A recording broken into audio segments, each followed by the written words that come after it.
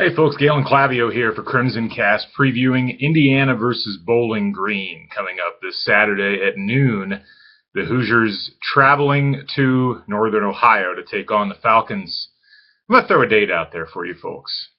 October 27th. A lot of interesting things have happened on October 27th in history. The city of Amsterdam was founded. The Saracens invaded Sardinia. The New York City subway system opened for the first time. Uzbekistan was founded. It was called the Uzbek SSR back in 1924.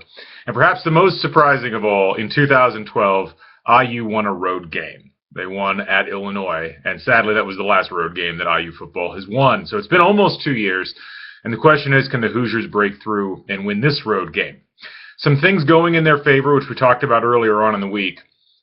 Bowling Green missing the quarterback that they thought they were going to start the season with. They've got some other injury concerns, particularly in the secondary, which, given Indiana's proclivity for passing, might bode well.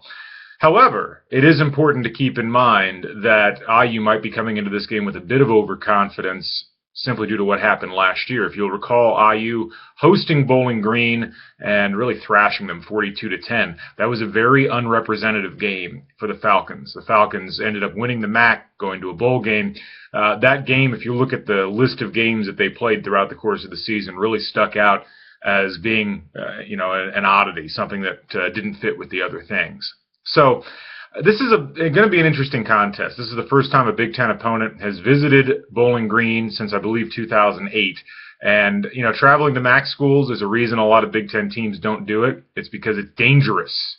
And Indiana, not exactly a team known for having a whole lot of success on the road under the best of circumstances. This is not a bad Bowling Green team whatsoever. At the beginning of the year, I picked a loss in this game for the Hoosiers. I was very concerned about the strength of Bowling Green.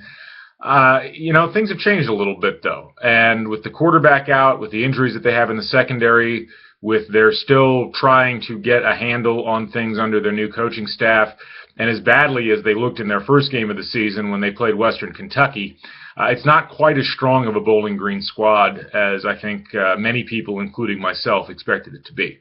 I still think this is going to be a very, very difficult contest for Indiana. I think that the defense is still solidifying. There's still a lot of holes in the way that they attack the ball.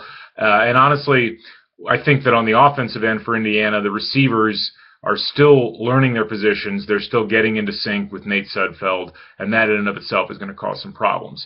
However, I'm a little more optimistic now than I was before. Partially because of what Indiana was able to do on the ground in that Indiana State game, but in large part because of what Bowling Green was not able to do against Western Kentucky. So with that in mind, I'm going to go a little bit out on a limb, and I know that seems strange considering the Hoosiers are a favorite, and I'm going to go ahead and pick Indiana in a victory. I'm going to say 34-31. High-scoring game, a lot of points on both sides. I think ultimately IU is able to score just a few more points than their opposition and come away with the victory in this one.